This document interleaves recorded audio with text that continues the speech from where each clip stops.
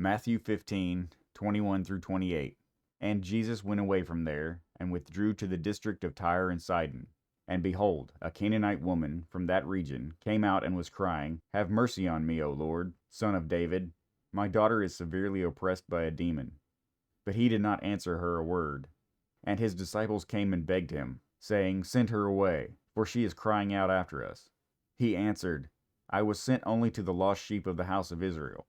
But she came and knelt before him, saying, Lord, help me. And he answered, It is not right to take the children's bread and throw it to the dogs. She said, Yes, Lord, yet even the dogs eat the crumbs that fall from their master's table. Then Jesus answered her, O woman, great is your faith. Be it done for you as you desire. And her daughter was healed instantly. Generally, when we read the Gospels, we get the impression that Jesus would help anyone who came to him. So his behavior here is strange, as is the response of the disciples. Surely they were accustomed to people coming to ask Jesus for help. Why is she different and more obnoxious to them than any of the other people who asked Jesus for help? If they were simply annoyed by her crying out after them, they could have asked Jesus to help her, as that would have stopped the annoyance. But instead, they want Jesus to get rid of her. Why this lack of compassion? And Jesus himself first ignores her, and then, at the request of his disciples, tries to get her to leave by telling her his ministry is not for her. When she persists, he basically calls her a dog. Why do Jesus and his disciples react this way to her? Is it because she's a woman?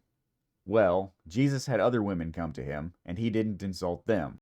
Even the woman with the issue of blood, in Luke 8:43 through 48. In that culture, and by Jewish law, having a bleeding problem would have made her ceremonially unclean. And for an unclean woman to touch a holy man could have been taken as a major offense. But Jesus doesn't seem to care about that at all, and basically says, Good job believing, go in peace.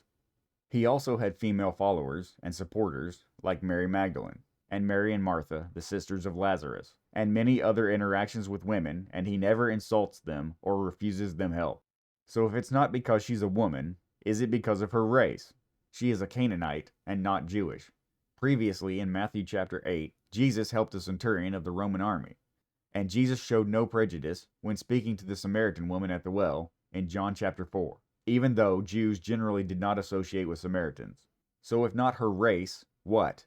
I think it is most likely he called her a dog because she was an idol worshiper, which the Bible equates with demon worship. Consider what the Apostle Paul says in 1 Corinthians 10:19 and 20. What do I imply then? That food offered to idols is anything?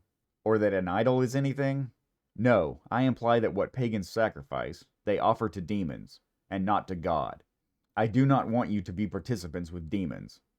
So why did Jesus not respond the same way toward the previously mentioned Roman centurion? Luke 7:3 through 5. When the centurion heard about Jesus, he sent some Jewish elders to ask him to come and heal his servant. They came to Jesus and pleaded with him earnestly. This man is worthy to have you grant this, for he loves our nation and has built our synagogue. This centurion may have been a non-Jewish worshiper of Yahweh, like Balaam and Job and a handful of others mentioned in the Old Testament.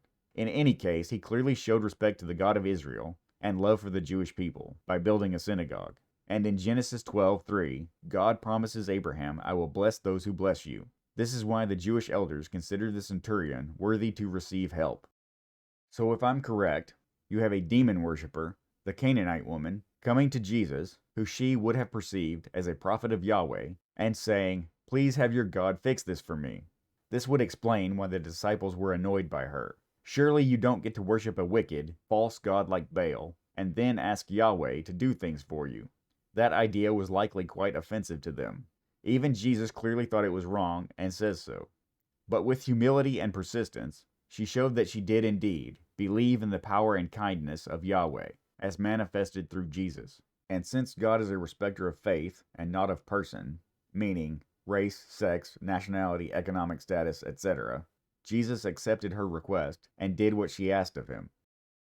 I hope this teaching has been helpful to you. My goal is to make Scripture understandable to as many people as possible.